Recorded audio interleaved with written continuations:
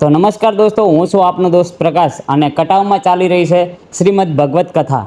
અને એક નામ આખા ઉત્તર ગુજરાતમાં ચર્ચામાં છે, આપણા જોગી દાદા જે કથા કરી રહ્યા છે. પહેલાં દાદા જોડે વાત કરીએ કે ઉત્તર ગુજરાતમાં પહેલી કથા છે, તો કેવો અનુભવ છે તમને? ઉત્તર ગુજરાતમાં ઘણીવાર કથા કરવાનો અવસર તો પ્રાપ્ત થયો છે, પણ જે કટાવ ધામના આંગણે અને ખાખીજી મહારાજની તપસ્થળીમાં આવો સુંદર મજાનો જ્યારે દિવ્ય રૂડો અવસર મને આજે પ્રાપ્ત થયો છે, અને એ બદલ ત્યારે જયરામદાસજી મહારાજ અને પ્રવીણભાઈ કોટક અને અમારા રાજેન્દ્રભાઈ ઠક્કર આ બધાનો પહેલાં ખૂબ ખૂબ આભાર વ્યક્ત માનું છું. અને જણાવતા તો ખૂબ જ આનંદ થાય કે જ્યાં લોકો માત્ર માનતાઓ રાખીને કામ સિદ્ધ થતા હોય, અને એવી જગ્યાએ મારે 7 દિવસની માટે થઈ અને એવી તપસ્થળીની આંગણે અને મારે કથા કરવાનું મને સૌભાગ્ય પ્રાપ્ત થયું, અને એ બદલ હું આપ સૌ લોકોનો ખૂબ ખૂબ આભાર વ્યક્ત કરું છું. દાદા, પહેલો દિવસ એવો ગયો કે આમ બધા રાહ જોઈને બેઠા હતા, પણ અચાનક વરસાદ અને વાવાઝોડું આવ્યું, બધાના મોરલ તૂટી ગયા હતા.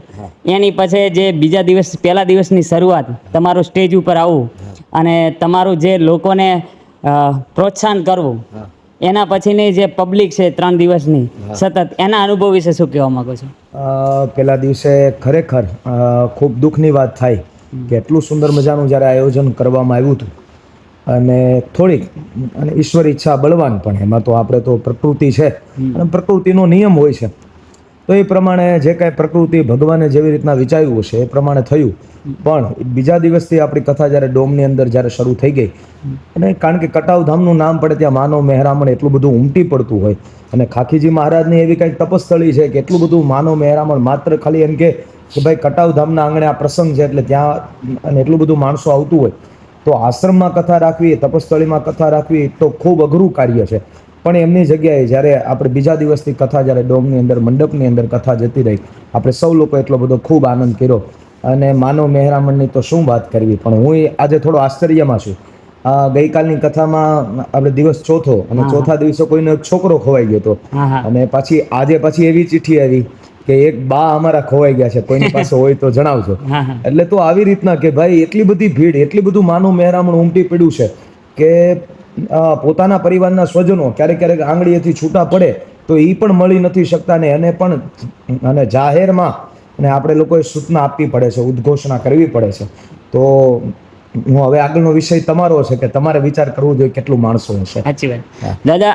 આમ તો કહેવાય છે કે યુવાનોને આવું કથા ને એવું બધું ઓછું ગમતું હોય, કારણ કે સોશિયલ મીડિયાનો યુગ છે એટલે, પરંતુ તમારી કથાની અંદર જે ડૂમમાં લોકો આવે છે, અને ખાસ કરીને યુવાનો, થોડી વાર એવું થાય કે ચલો બેસીએ અને પછી નીકળી જશું, પણ એના અનુભવ પછી જ્યારે તમારી કથા ચાલુ થાય ને તો લોકો ઉઠી નથી શકતા. આ મારો પર્સનલી અનુભવ છે, કારણ કે એવું વક્તવ્ય છે, અંદર ઉતરી જઈએ છે.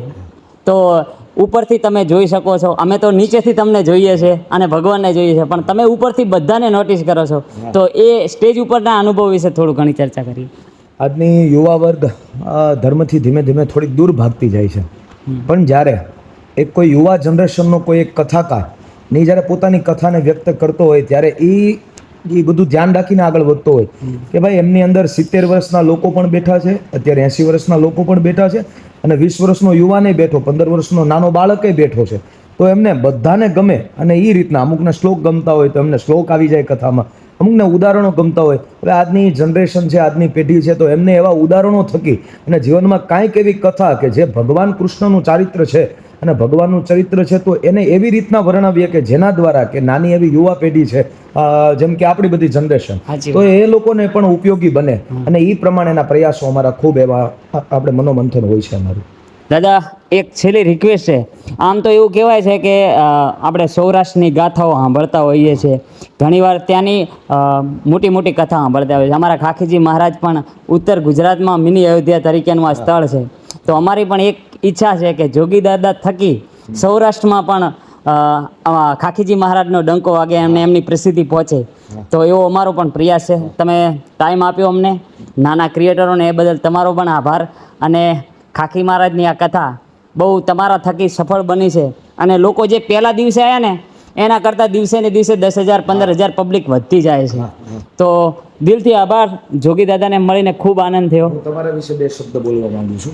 પ્રકાશભાઈ, હું જોતો આવું છું, જ્યારે વાવાઝોડું થયું ત્યારથી તમારી રીલ્સને જોતો આવું છું, Thank અને you. આપ પણ ખૂબ સારી એવી મહેનત કરો છો અને એમની સાથે કે રીલ્સ તો બનાવો છો પણ મોજશોખ માટે નહીં પણ લોકોને ઉપયોગી બને એના માટે થઈ અને હું બનતો પ્રયાસ એવો કરજો કે ધર્મની સાથે રાખી ના ના અને આપ વધો અને એવી ખૂબ ખૂબ અભ્યર્થના સાથે અને ભગવાન દ્વારકાધીશને પ્રાર્થના કરું કે આપનું આયુષ્ય સ્વસ્થ બને અને નિરોગી બને અને સદૈવને માટે ખાખીજી મહારાજના સાનિધ્યમાં આપનું હું પોતાની કૌશલ્યતાને પ્રગટ કરતા રહું આવી અભ્યર્થના સાથે આપ સૌ લોકોને સીતારામ, જય શ્રી કૃષ્ણ, જય દ્વારકાધીશ.